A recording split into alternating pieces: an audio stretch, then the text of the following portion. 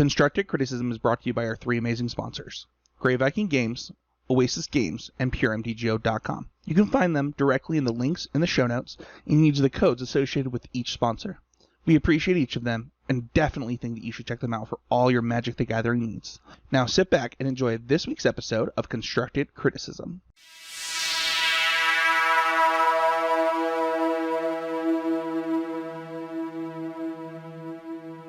Hello, everyone, and welcome to the 381st episode of Constructed Criticism. I am your ready for Halloween host, Mason, joined by my spooky co-host, Abe, and my trick-or-treating co-host, Spencer. How you guys doing this week?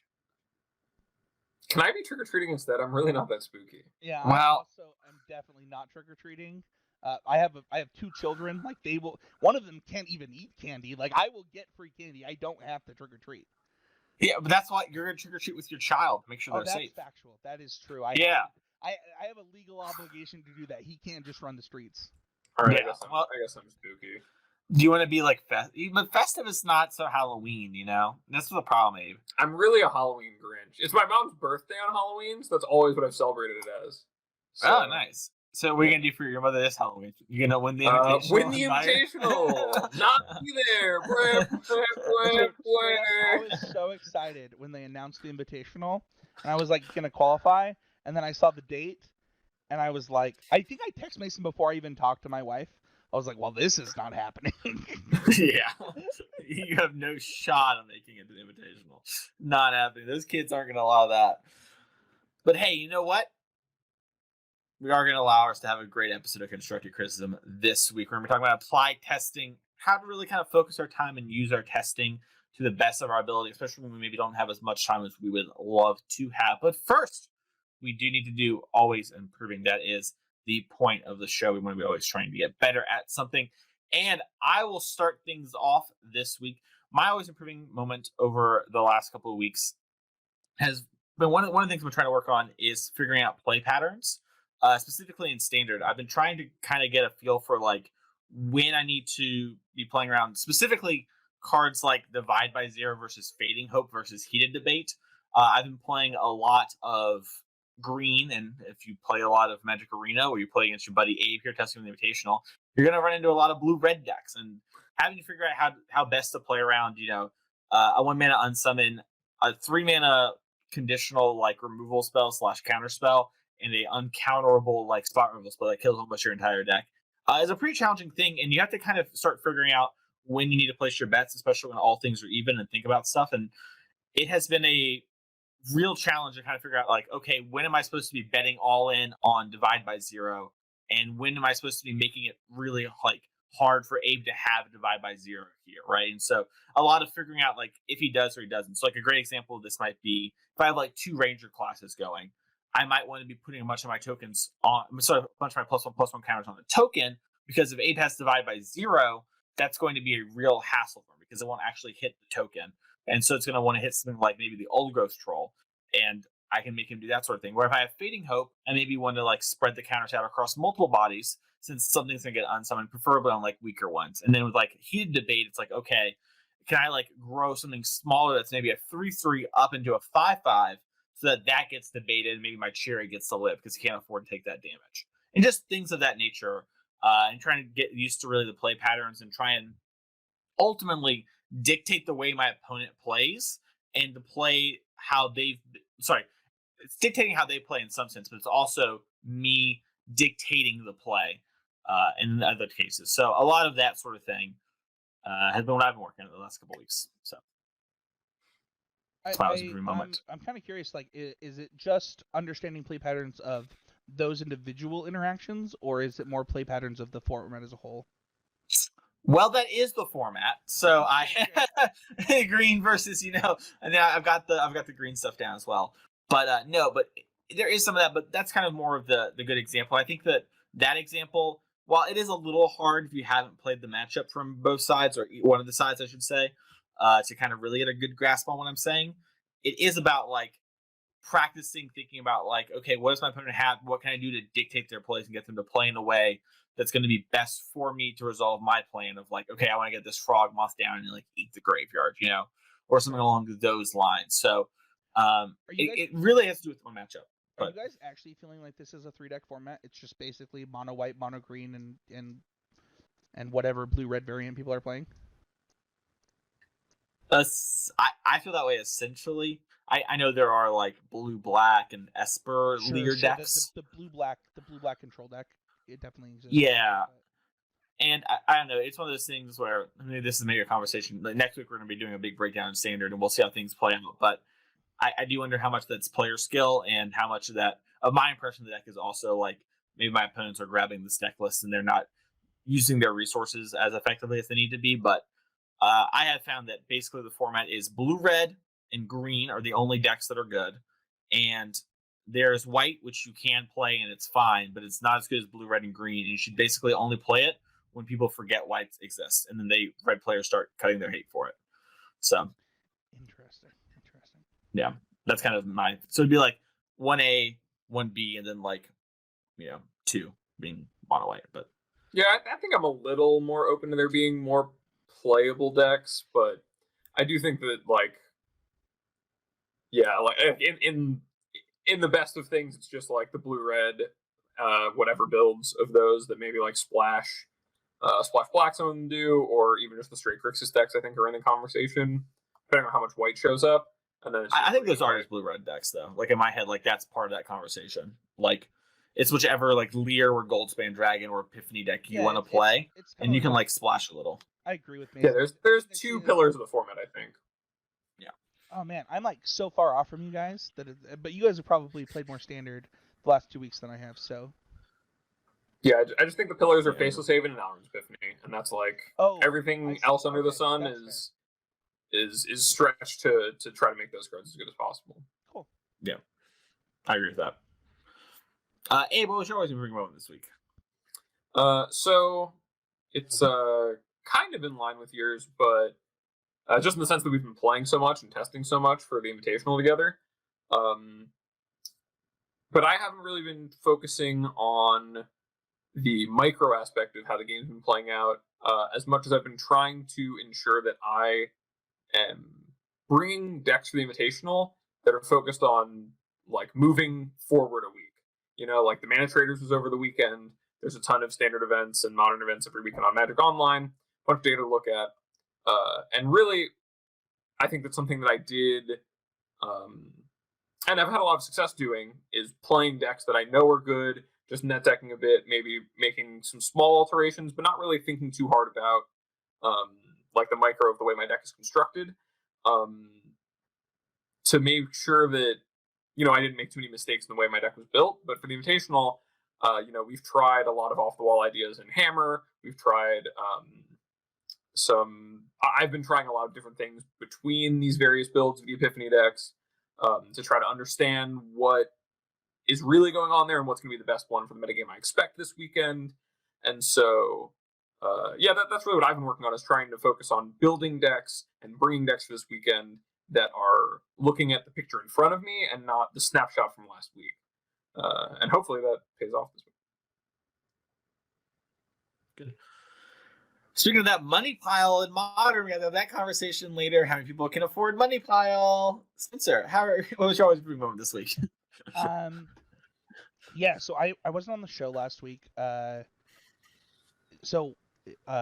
personal reasons, but so I had my grandfather pass away, and then actually my grandfather passed away while I recorded the last podcast I was on, so that was awkward. And then I also just happened to get a sinus infection, so I thought, what, I don't need an always improving moment. Everybody will understand, but nah, that's not me. I actually have listened to a bunch of Magic podcasts, and knowing kind of what I knew about Abe and Mason, I decided to really start focusing on Historic a little bit, because I knew that these guys would be playing Modern and Standard. And funnily enough, I don't know that my always improving moment is Historic specific, but I would like to use a Historic example. So pretty often in different games that I've played, whether it be Smash Bros or Magic or even like TFT, to like when I was trying to learn that game, trying to learn Mass Effect 3 multiplayer. I was watching videos on that. There's like tons of different metagame considerations that you have to make in different gaming aspects. And a pretty common thread is people just give up on matchups really easily, no matter what game you're playing. And there comes a point where I think that we often need to admit that this matchup, this thing that we're doing, will probably never be winnable. But if I decide to do this thing, I need to make it manageable. And can I make it manageable without sacrificing too much? And so this week, I streamed, to kind of cheer myself up, I streamed inside of the Easy Game Media Discord. And I played a bunch of Mono White and Standard, and then I played some Gruul Shamans because I believed that had a really good Jund matchup. Which it does, by the way. If you really do believe that Jund is the only good deck in Historic, you should just play Gruul Shamans. You will dunk literally all over it. They do not play enough disruption between Thoughtseize and Fatal Push to disrupt you. However, there is a deck that got a lot from the new cards, which is the 5-color Niv deck that now plays the 2-mana, I think it's Territorial Kavu. Yep, you're right. And also, because it's playing that, gets to play Deafening Clarion. And holy crap, the first time that I played against that combination of cards in the main deck of this deck, I was like, I don't know how my deck beats this. And I was pretty ready to give up on the matchup, but I thought about it a lot. And I thought about the other decks that like are in Historic, whether it's kind of those Blue-White Teferi decks, whether it's the what is the format, what are the pressures of the format. And something that was technology that a lot of players early on with the Shaman deck were playing that I had cut down on was actually the interaction between Goblin Rune Blaster in your deck. And let me tell you that once I understood what I was trying to do to my opponent, for example, I had Combusts in my deck, a lot more of the Combusts in my sideboard, a lot more of them. And actually, Burning Hands in combination with Goblin Rune Blaster gives you time to literally just you have to draw those cards, but it does swing that matchup when you draw them. And I think that anybody who saw a 5/5 on turn 2 against them with this deck, and followed by a Deafening Clarion, would think there's no redeemable hope. I can't possibly win. But luckily, because of the power level and the synergies of this deck, you're able to construct a game plan that, followed up by Collected Company, will win you games against a deck that you should not be able to beat. And so my always improving moment really comes down to not giving up on something. And as weird as this sounds, this actually is something that I learned from Smash Brothers, because I had become pretty lazy in Magic and giving up on matchups. But the character that I made in Smash Brothers is Wolf, who is kind of like the Jund of Smash Brothers, where nothing is worse than 40%. And yeah, it was really cool to learn that making something manageable can sometimes be more important than making something winning. Sometimes you have to be okay with manageable. Yeah, it also shows I think one of the things that Smash Brothers, and more so Melee than Ultimate, because Ultimate gets patches, but Melee's really showed me is that things might look insurmountable and then it'd be really hard. There's a lot you can do to eke out a little bit of percentages. There's a lot that can happen there. And while that game is obviously 100% player skill, there's no real variance in that game. There is in Magic, and that's actually in your favor. Right. Exactly. When things go poorly in your bad matchup, it sucks. You're gonna lose, but you're already kind of not favored there. You can do the best you can, whatever, try and get out of it. But if they have bad luck as well, and you're drawing a little hotter, you can actually do something. And trying to find those extra percentage points might be the difference in their bad draw being actually a losing draw versus a bad one. Yeah. And so I think that's really important. I completely agree. If there's anything that Smash did teach me, coming back to Magic, as I spent most of my Magic break playing Smash, it is 100% that dude, I was so hard on myself in spots where people thought, I mean, I don't want to get into specifics of Smash, but the fact that the metagame of Super Smash Bros. Melee still evolves tells you that Magic players have gotten super lazy. We can do so much more to like innovate and change in this game that we play. Maybe. I think it's really really funny that you brought up an example of like this matchup just feels unwinnable, because I think that most of my invitational testing for Modern has just been me playing Hammer Time against the worst matchups possible, getting dumpstered, and just looking for any edge anywhere. Right. And that's like that's so much of the process, is that you can't always like I had to keep reminding myself, like, before I started doing this, when I would play leagues of Hammer, I was complaining that I was winning too much because my deck is just that good, and when you play it well, it's really rewarding. But like you play against your worst matchup a bunch of times, you're just trying to find a plan that works enough of the time that it gets to a point where it's manageable, that you feel like it's winnable. Yeah, And, I think I tweeted out that with that deck that I was like 15-2 or something, and since then I'm like 32-4 with this Gruul deck, and a lot of those wins have the only time I've actually lost since developing that sideboard plan to this deck is actually on a mulligan to 5 in game 3. Like, it really does work, and if you put in the effort, I don't think it's favorable still. Like, I think I'm still playing on ladder, and like, those results are what they are, but I at least have a plan, and we preach that a lot on this show. And what what Abe just said, right? Like, this is a bad matchup for Hammer, but like, what can I do? Like, if I'm going to make this decision, I need to be aware of when am I actually giving up a matchup, and when can I actually bring it to a reasonable spot. True. Point. What I also learned is that Abe quickly forgot the first couple weeks of testing where Mason just died all the time playing against Hammer. Just like that was part of the leagues, Mason. That was part of the leagues. Yeah, no doubt. Yeah, for sure. I'm not wiping my tears out. Not me. Anyways, let's move on, and we're going to talk quickly about the Patreon. So we have worked and talked out and figured out some new stuff when it comes to the Patreon, and we basically just need to double check some number stuff, but expect that to kind of be changing and adding some new content, some new things there. But if you didn't know, patreon.com/CCMTG. Really quickly, before we move on from this, I just want to give a shout out to Cody. I want to give a shout out to Cody, our newest patron. Thank you so much.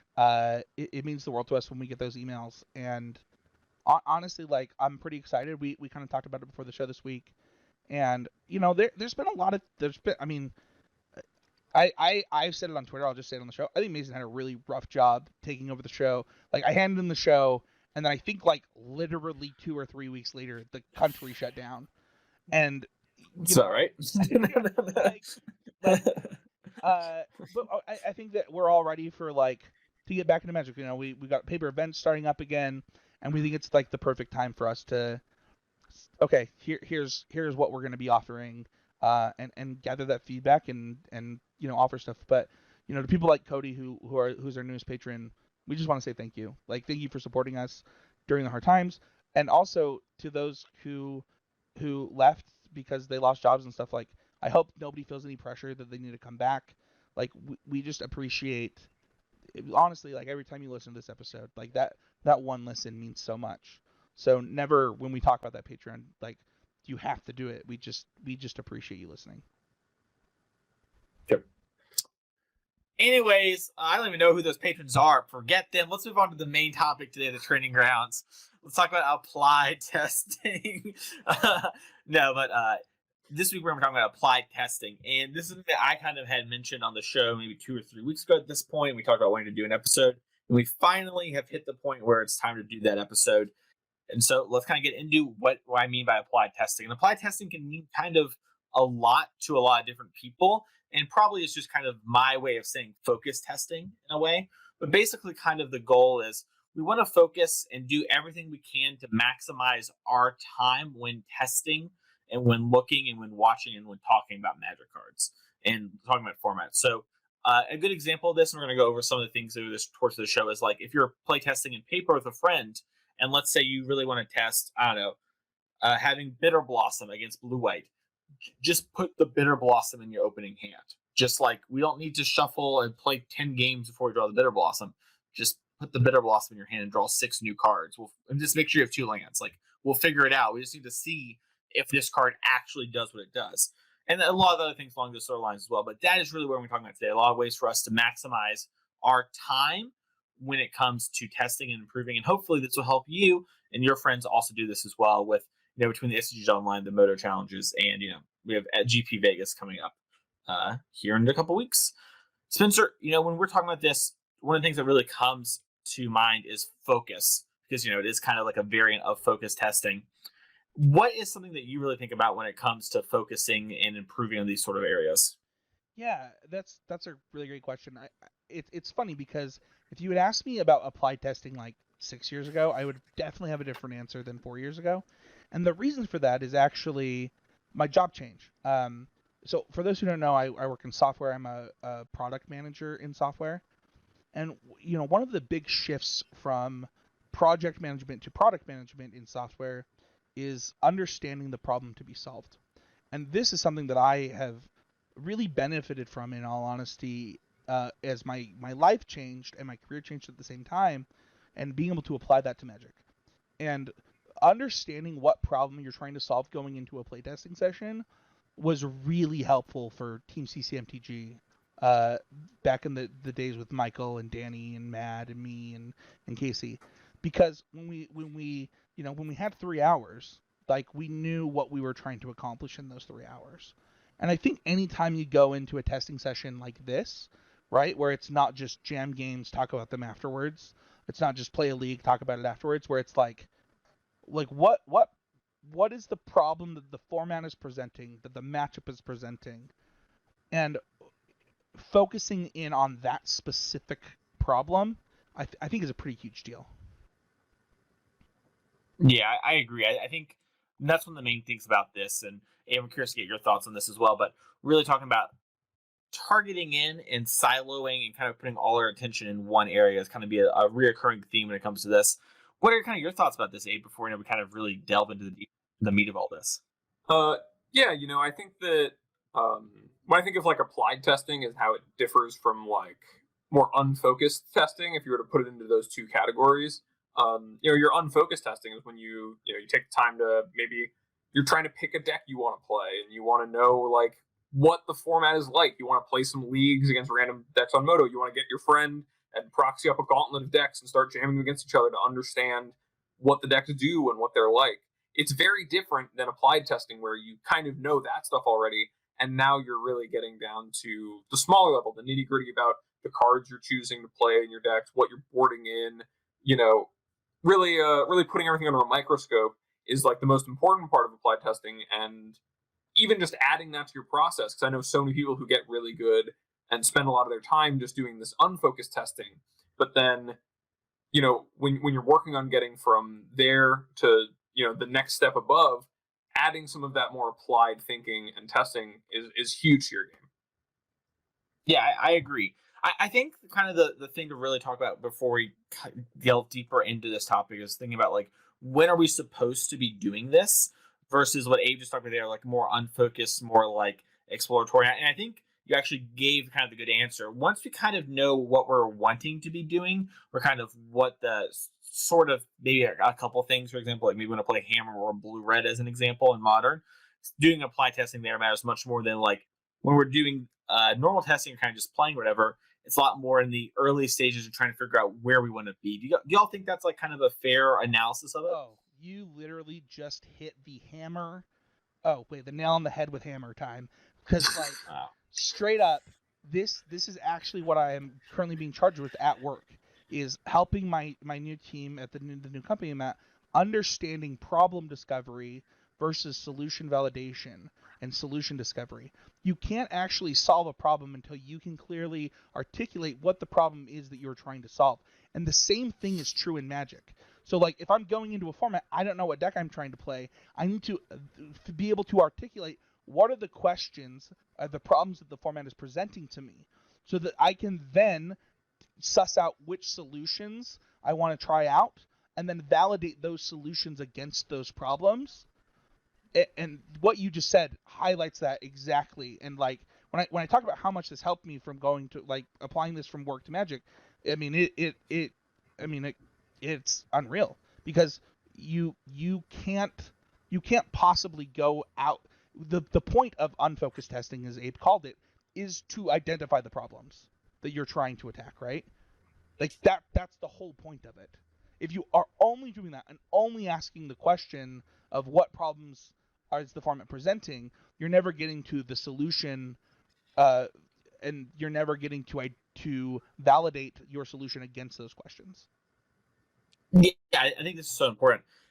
This is a kind of a question to listeners, but also to us here. How many times have you talked to someone and you've been kind of like, yeah, I think I want to play this sideboard card, like Dress Down, and then they go, well, what's the matchup for? Like, because they're trying to suss out what you've learned in your unfocused time, so they can kind of get up to speed. And we can really nail down and figure out what we're going on. That's kind of what we're talking about here, and that's sort of a great example of how to get into this. So this is how I feel about every time I see a disenchant in somebody's sideboard as a one of, and I like ask them like, what's this disenchant for? And if they don't have a good answer, I'm like, you do not know what problem you were trying to solve with that disenchant, dude. Yeah, 100%. Yeah, I mean, your cards need to have a purpose. Like when you look at people's decks who are built sort of weirdly, and we kind of talked about this a little bit before the show, but like Sam Black is a great example of like has these decks that are constructed in very kind of odd, off the wall ways. But if you talk to Sam, Sam has a reason and a purpose and a goal for all of the cards. And is that always 100% optimal, right? No, but he has plans and he's trying to solve problems with them. And this is what's going to be the end result of what we're talking about today with applied testing. We're going to get you to that place where hopefully you're trying to figure out these problems. And will you always find the perfect solution? No. But given enough time, enough repeat effort, you will get it there more often than not. And you'll learn stuff along the way, and it'll get easier and better. And you get to focus on other more fun stuff at times. Let's talk about testing, though, for individual matchups. And I think kind of a good way to look at this is maybe kind of look through the lens of something like Standard, since Standard's probably the most popular format here, and it's the best example of. And what comes to my head is I was playing against Abe, and we're trying to test this blue-red Lear deck against like kind of the field and kind of against green and see what it's like. And this is right at the beginning of Lear in the main deck really starting to take off as an archetype. And basically what happened is I didn't have a plan for this card. And Abe was just like, throw cards at you and then play a Lear, and then I rethrow those cards at you and you die. And I was like, wow, this cannot actually beat like a Lear. And what happened is I then had to think about, like, well, how am I going to solve this problem? Like, how do I beat Lear? And then we got to the answer, Frogmoth, Garabunta, the big toad himself. And it's like, okay, now let's do that. And that kind of started a new process of it. Right? How do we want to play this card? How do we want to board this card in? And we got to go there a little bit more. What? Abe, what do you think about that since you were there for that whole process as well? Yeah, I think that's a really good example of like a great, like if you were to break down that example into the steps, right? We played a matchup where we just wanted to focus, like how is this matchup? For me, it was I'm focusing on, is Lear the plan that is able to help me beat both mono green and mono white? A non-creature 5-drop that lets me still play a bunch of cheap spells to handle like Redains and stuff without, having to commit to these wraths that get really punished by the mono white things. And the answer was, yes, it is good enough. So then you took it a step further and you're like, okay, now that I know that this is a problem for me and people are going to start doing this, how do I attack that? And then, we go to the drawing board. You go, what are the cards that really are good against this pattern? In this case, Froghemoth, when you're already ahead on board, or you're forcing me to tap out a lot to answer the board with my Lear, or I can't afford to like use my mana to protect my Lear from like a fight spell and deal with this 5/5. It'll just come down and make it so my graveyard is not juicy for a top deck Lear or the Lear that I have in play, maybe even forcing a block at times in our testing. And so, that's about finding the problem that you're facing, like having an idea in your head of what you want to learn, what it is you want to get out of it, and then working through the steps, playing the games to understand if this solution actually works, and then putting it into practice and working it into your deck list, right? So I think that's a perfect example. Yeah. Spencer, you were going to say something there, but I was throwing it to Abe about... No, I just really loved the example, and I was going to say exactly what Abe just said, which is just that, like, you did a really good job of problem identification, and it's so funny, too, because, like, I also think that if we're using the example for my work, you guys also did a really good job of problem validation, where you guys talked about the matchup, right? So like you've both identified where you're at in the matchup. You then talk about it. You identify, one person gets to talk about like their side of the matchup, the other person gets to talk about theirs, and you're saying, okay, well, are you experiencing this problem that I think I'm presenting to you, or am I mistaken? And then you suss that out, right? And once you've both become in alignment on that problem, you then both went to, okay, well, how do I solve it from my side? How do I solve it from my side, right? And you start to come to a consensus on what the matchup is about, and then identifying who's favored once you both know that information, who's favored when only one of you knows that information, and like, I mean, that's huge, right? Like you just went from level 0 matchup play to like level 4 in a very short amount of time. And that's the point of the supply testing, right? It's to shortcut so much of this that I'm now understanding a matchup on a whole nother level, that I'm identifying the key parts of it that other people aren't identifying, because they're always doing that unfocused testing that Abe is talking about and just focusing on their win percentage. Yep. And that's such a thing too. It kind of, we'll get into this more sideboard cards in a little bit, but this also happens a bunch where they don't think about what the opponent's sideboarding. You don't talk about that and kind of suss through what you're supposed to be boarding. I think talking about individual cards is super important as well, and this kind of goes hand in hand with sideboarding. And I think it's probably best to keep up with the green versus blue-red standard example, where kind of the default reaction when you see like all of the blue-red decks is, as the green player, is like, hey, I should cut all of my Blizzard Brawls. All the Blizzard Brawls are really, really bad. They're going to only have birds or a dragon, maybe a Leer. Maybe they'll have eggs, but like I need to have like pressure, I need to put them down. This sort of card gets right in my hand. And what happens is, as you play the matchup more and you kind of focus in and you start thinking about how the games are being won, it's actually won a lot by the blue-red deck, kind of juking you in a sense, even though you know it, and leaning on these creatures to kind of close the distance. We even saw Brad Nelson do this in the Mana Trader series this past weekend by boarding out his epiphanies against mono green as blue-red, and kind of leaning on, hey, I'm going to let Egg and Leer to take over the game. And once I've taken over the game, I don't need something like Epiphany, whatever. Like my spells win the game. We saw that in Worlds too, right? Even in the finals, the Dragons player boards out their Epiphany against the Gruul The teamer deck player, right? Like, it's so hard to. I mean, what you're saying is absolutely true. Like, you have to get to level 1 before you can get to level 2 or level 3, but you do need to identify those things to play at the top level. Yeah, and it's one of those things too where you need to kind of walk the line, right? Like, I'm not saying leave in all your Blizzard Brawls, but it's like, okay, maybe I should cut a couple of my Blizzard Brawls and then cut this Wrenn and 7, because these people are actually starting to adapt to Wrenn, and now they're all playing Fading Hope, right? And this is like another individual card-to-card lineup. It's like, all right, Fading Hope, insanely strong against the green deck on every axis on every card. Except for Chariot, it is insanely good. Can and I part of ask it, you and Abe a yeah, question about that though? Sure. How do you guys avoid falling in the trap of shaving while doing this? Shaving? Do you mean like shaving? Yeah, so like too much, or no. This is great. This is a really important part of this conversation, because we're talking about having individual plans for our cards, right? Yeah. But so often people go into events and they're like, okay, my sideboard plan, the matchups that I want these cards in are these, but they don't know what to take out, and they'll just shave like, this isn't that good, this isn't that good. So how do you avoid falling into the trap of like doing a lot of shaving and actually force yourself to have a plan? Well, I think personally, I don't know how Abe feels about this. I don't love the word using shaving like that. I think mindlessly shaving is something I would say I don't really like, right? Where you're like not really thinking about it. Because I do think that there are times where you want to trim cards. Like the Blizzard Brawl is a great example where my current plan is to have 1 or 2 Blizzard Brawls, depending on if they're Leer or Dragons, left in post board. Or sorry, predominantly Leer, predominantly Dragons I see in game 1. So with that information, like I'm literally shaving on Blizzard Brawls. But when it comes to mindlessly shaving, the answer is at first, I kind of just do. I kind of just look at my cards and I go like, I don't know. Like, it seems like Wrenn 7's really strong, and my deck, like, one of the strengths is it gets to play Wrenn 7. My opponent is really good against Wrenn 7. I'm going to try trimming these. And when you draw your in 7s and they're really, really bad, you start thinking about all the context where they could be being drawn and played, and it's like, wow, I really can't be affording to play a 5-mana threat that doesn't instantly attack or have this huge, overwhelming presence. It's so funny because I think that this applies to so much more than just the threats that we play or the spells that we play.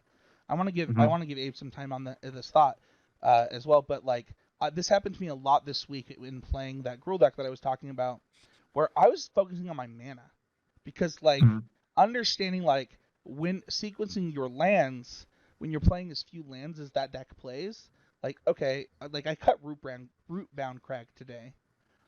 Because like just straight up, I just didn't think that it was. I needed every time I drew it in my opener, it was like a dead card. Like I had to mulligan it, and I think that too often people just see those dead cards as like, oh, you know, I got a little unlucky. It's like, well, could it be something else? Like, is there another plan that you could have that lets you sequence the way that your deck wants to, or is there another, like. You know, I need X number of mana dorks in this matchup is like a really good example of this, especially when you look at something like that mono green deck, right? Like people too often are like, okay, mana dorks are bad. I'm gonna cut all of my mana dorks or all of my ramp in a certain matchup, and it's like, well, okay, now your deck just doesn't function because now you don't actually have a 2-4, and now all of your 4-drops are just straight up 4-drops, and you're just behind on curve all the time, and so. Sometimes it is correct to trim or shave, as you said. That was the point I wanted to get to. Patrick, what do you think about that stuff that Spencer asked? Yeah, I think the first person I ever really heard say it was something I kind of always internally knew.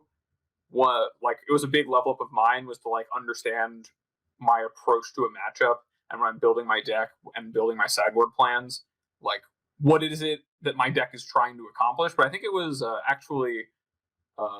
Carmen Handy who first like wrote it in an article or said it on cover or something, which was just I can tell when someone isn't prepared for a matchup when I'm watching them go through sideboard and they're like, one of these, 2 of these, like I don't really know. Just take out some of these bad cards, because if you don't come in with a knowledge of what it is exactly you want to be doing, right? Like it's a lot harder, I think, for mono green than for blue red. For me, I just sit there and I go, okay, I'm going to win the game before the time that Alrund's Epiphany would take over. Alrund's Epiphany and Galvanic Iteration, those are cards that are going way too far over the top of Mason's deck. He's mono green. He's trying to end the game probably around turn 6 or 7, despite all my interaction. He's really trying to have the last thing standing before I can take over with Lear. So we got to make sure that doesn't happen. Right, so then I know what cards to take out. But for Mason, you know, you have to ask the question, well, you know, how many fight spells do I need to draw in a game now that I know they have, you know, they have like 8 creatures that really, really matter that can take over the game on their own. It's kind of a balancing act of the numbers, and that's like a whole other thing about like math heuristics. But just knowing your plan is really how you avoid shaving, right? If you determine that you only want to have, you know, because you think that you need to draw 1 fight spell by turn 5, like X% of the time, and you know what that number is for these matchups, you can just do the math on that and then have that number of fight spells in your deck, and you know, and because you thought about it and you put it into your deck building, and so that's really where I think that avoidance comes from, mostly for me.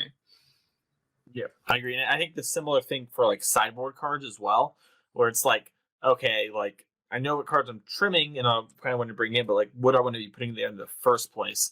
And I think this is kind of a thing that happens a lot, where just look at decks and deck lists that come out when a set first drop. Like, hey, fun fact, for 2 weeks for Crimson Vow, 2 weeks, everybody, 2 weeks. In 2 weeks, we're going to be seeing a bunch of new deck lists. And there are going to be a lot of sideboards that are either the same from right now or have a bunch of 4-ofs and a bunch of 3-ofs. And I do this as well, because it's like, I don't know what I want, but I think I want Malevolent Hermit in this matchup, so I'm going to put a bunch of them in my deck so I can draw them because I'm playing ladder, and I need to figure out if I can hit them. Or like, because all our plans are unrefined, I just really want to have as many, you know, essentially Stony Silence type cards, right, as possible. Like, I really want to take over the game in some sort of like hammery way. And then you look at a format near the end of its lifespan, like we do now, and we see a lot of 1s and 2s, and we kind of have these crafted plans and things are more figured out. And you do need to have that for your deck to kind of be good. Just having a bunch of hammers is a sideboard plan that can technically work, but you're really kind of hoping your main deck overpowers it. We see this happen with modern Rhinos, where the sideboard is just 5 hate cards, 3 of each, and they kind of just like run it. But that's not really how normal decks work. It's actually really funny listening to this conversation in like both hindsight and in practice, because I think that different decks and different things that you're trying to do in a format can dictate this a lot. And I'm going to go back to an example, a really old example of the first time I qualified for the Pro Tour. One of the common things that was said locally about my brew basically was like, Spencer doesn't know what he's doing. He has too many 2-ofs in his deck. And then one of his 2-ofs, he has a split with a 1-of. And like, it's like, actually the reason for that is because for this RPTQ, I put in hundreds of hours of testing and I knew exactly what I wanted. Whereas, you know, the fact that you like only like lists with all 4-ofs mean that you like really linear game plans. And that's okay to like linear game plans, but it's about understanding like what you're trying to do with your individual archetype and deck. So you just gave an example of like a transformational sideboard is a perfect example of this. Listen, this main deck is so good that like it's gonna win all of these game ones, and in some percentage of the time, it's actually just better for me to be a different deck than to like try and figure out what my sideboard is going to be. And you can't get to that point without asking what problems you're trying to solve and without asking what solutions are available to you. And the point of applied testing is to get to the point where you get to have those more nuanced conversations is probably the right way to put it, right? Like, I think it's really interesting that, you know, we talk about at the beginning of the format, like, you know, you have a bunch of 3-ofs and 4-ofs in your sideboard, or like, you know, you've got some disenchant and stuff. But at the same time, like, there are some decks that's what you can do. Like, that's your option. I don't know. It's a really interesting part of Magic. Yeah, and I think kind of the next part about this that kind of ties into this is you also need to start thinking about how they're going to be sideboarding for you. And we talk about this a lot where, believe it or not, when you play on Arena, the other account you're playing against is a person who also has thoughts and things they net decked. And, they have plans, right? And so you need to start thinking about, like, how are they going to be sideboarding? And I think that, you know, this kind of comes up with the Lear Blue Red deck a good bit where, you know, once people play against the green deck enough, if the green deck adapts and plays the Frog Key Meth a bunch, then like, okay, I need to be aware of this card, and like, do I need to start adapting for this card? Do I need to have things for this? And it really depends on if the answer is yes or no. Sometimes, you know, the adaptation is just like slightly better for them, and it's just not worth it for you to put points in that sort of matchup. But in a standard like this, where the metagame is so condensed and so tight, it typically will be sort of good. It's kind of, you know, why part of the reason why you do see the bullets or whatever in modern sideboards with so many 1s and 2-ofs is because they cover a wide range of matchups together, and they kind of come together to sharp enough matchups. But for something like standard, you know, you got to start thinking like, okay, do I need more demon bolts? Do I need to be like living in Disdainful Stroke? Do I need to be bringing in Disdainful Stroke? Like, what do I need to be doing in order to kind of stop this card from happening? Or even think of it on another level, because we're talking so much about card interactions, but also the play pattern of the one other thing is not only how the cards play out, like how they actually smash up against each other, but how you play them out.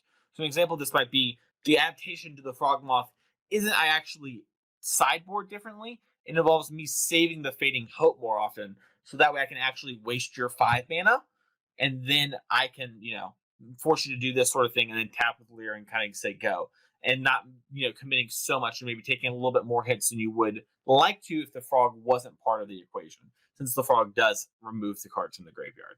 And I think that sort of level up that interaction, that sort of thought process and talking doesn't actually get covered enough about how actually the way you play your cards and holding your cards and not always using all your mana doesn't get brought up enough, because so often the old verbiage of if you use all your mana, you win more games is very true, and there's a reason it gets preached so much. But there does come a point where it's like, hey, you need to hold your cards and you need to wait for the moments and the opportunity to do these sort of things.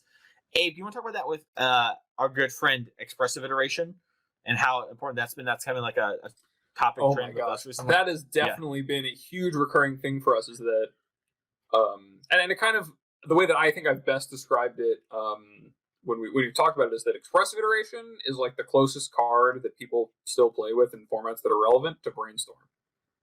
Like that is a card that is so it has so much texture the way it plays because it's so strong. You draw 2 cards off of it, and it gets better the longer the game goes on. The more you know about the card you want in your hand, it can help you hit your land drops early. It's really very dependent on how you want to play it, but you have to think about when it is you want to cast that iteration. A lot of people like just want to cast it on turn 3 immediately. Sometimes it's right to do that, sometimes it's not.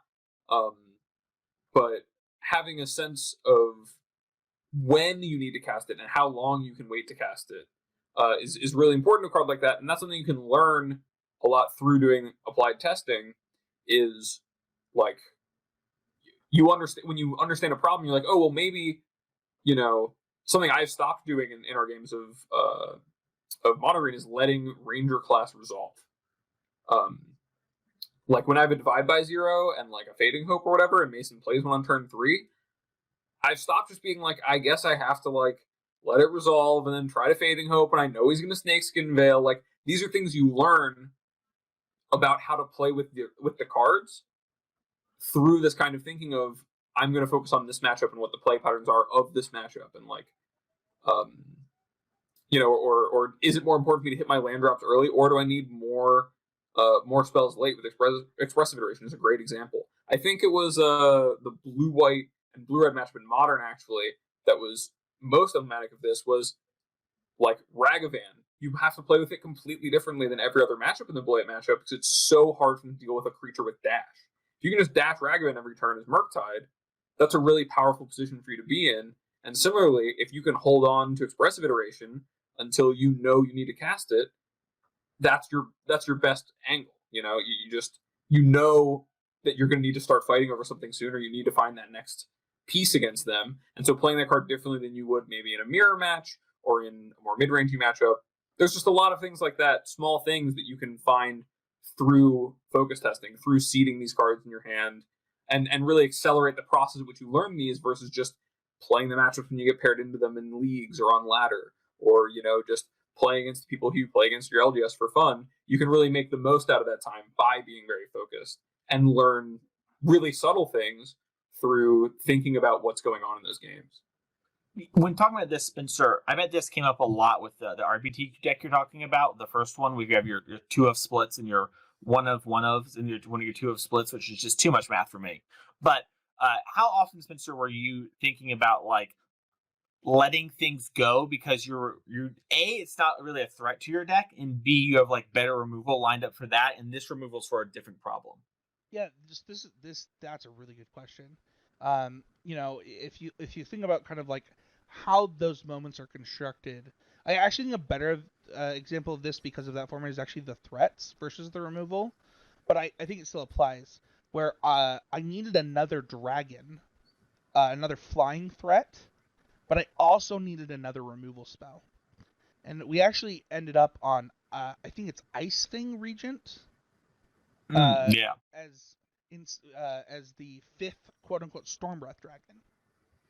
And you're like, well, how do you end up here? Like, what is important? It's actually like, listen, I could have played like a Planeswalker in this slot that kills something, but then the whole game changes around a Planeswalker rather than me staying aggressive through the air.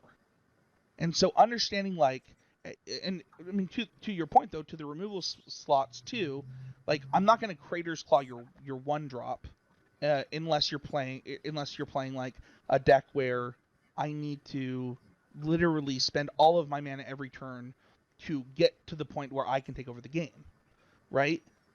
So the split on that deck I think was 2 Crater's Claws, 3 Lightning Strike, 1 Twin Bolt for the red removal. And it was specifically because Arturka Red was so popular that I needed. I think there were Magnum Sprays on the sideboard too, but like you have to understand. Hey, Arturka Red is trying to be active on these turns. All of my removal is basically 2 mana removal unless I already have a 4/4 in play in my main deck.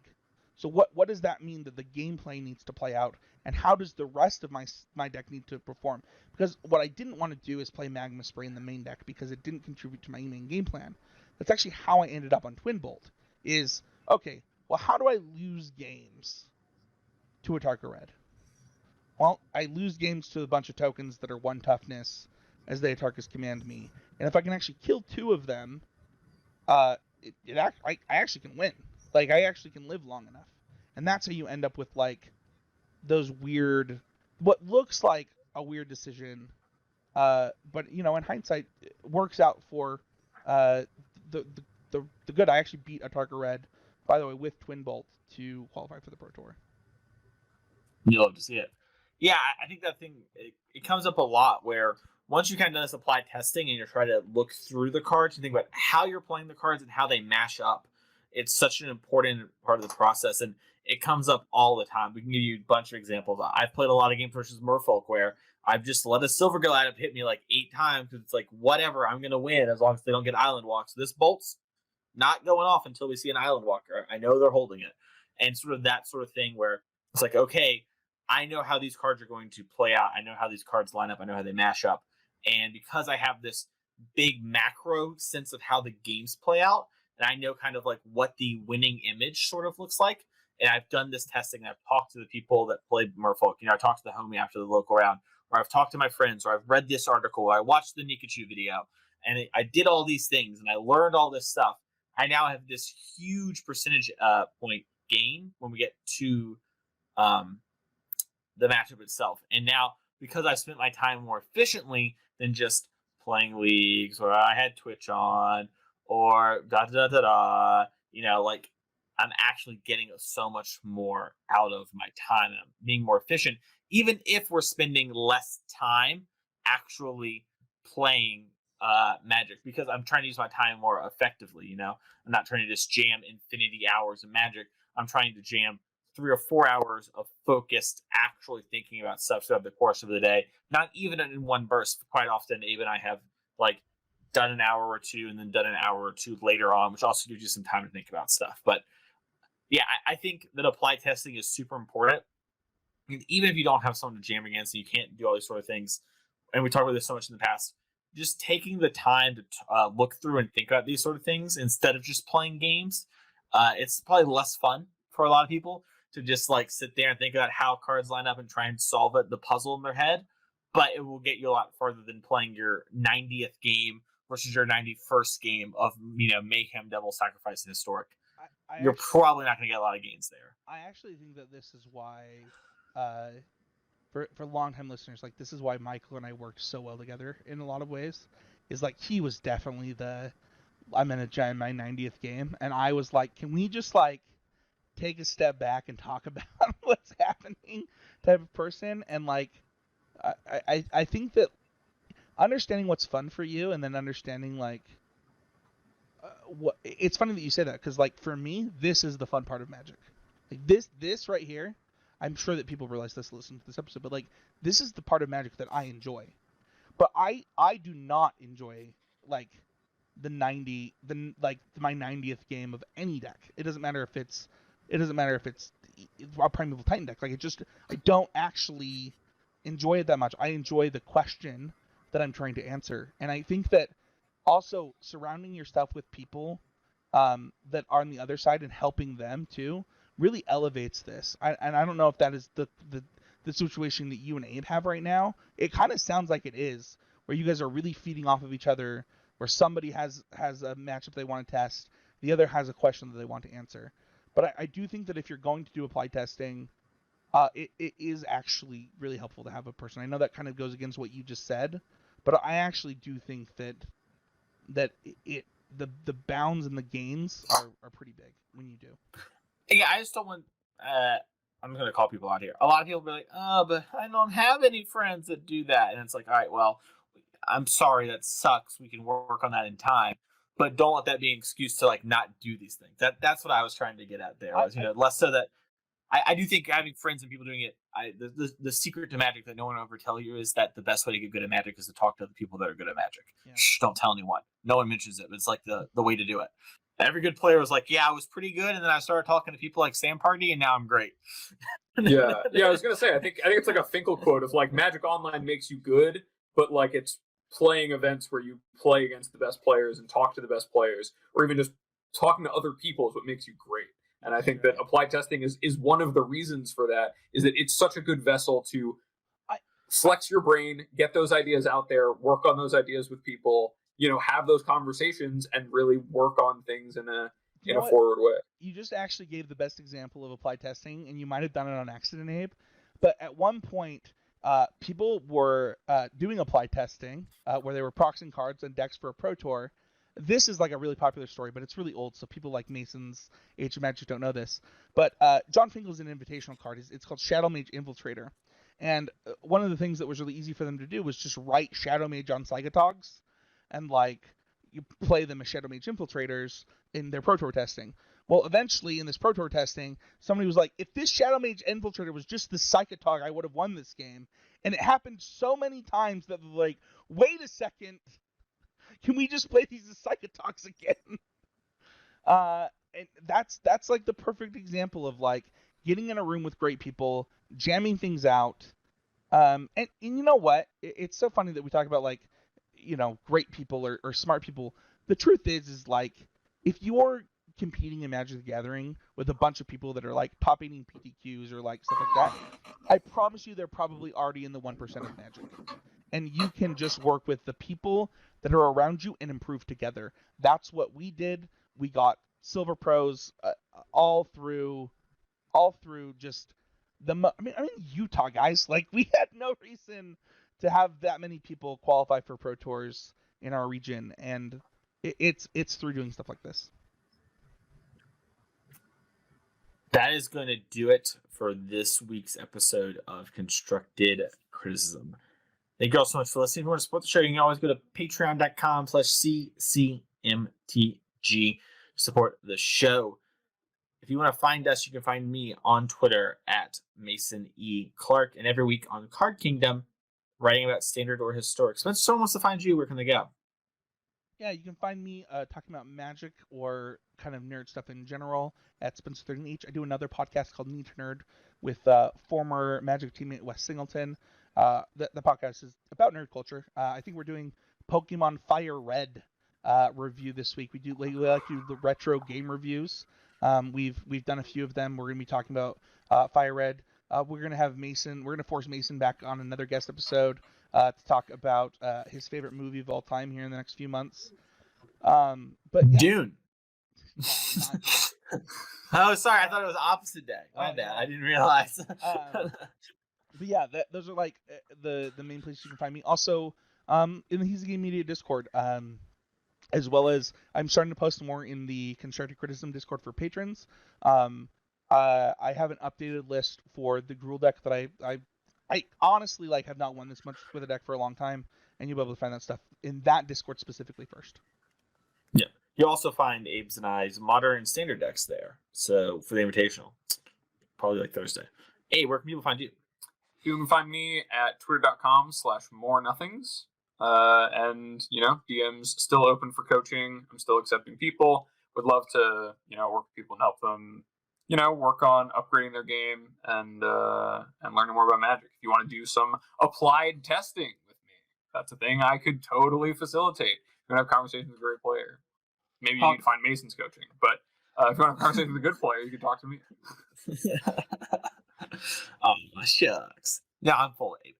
Anyways, thank you all so much for listening to this week's episode of Constructed Criticism. We'll see you all back next week where I'm an invitational champion. Talk to y'all then.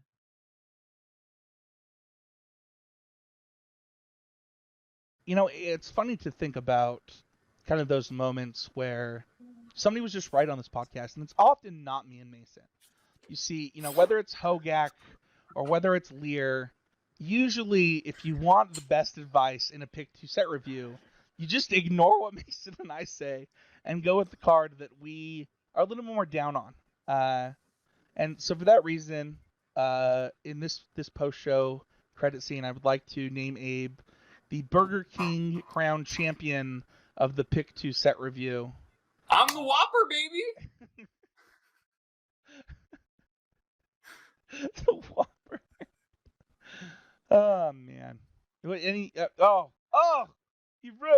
ruined the screen. He's like disconnecting. I love it. Thank you, Abe, for all your contributions. A Burger King crown and a large onion ring are coming your way, my friend. Love to hear it.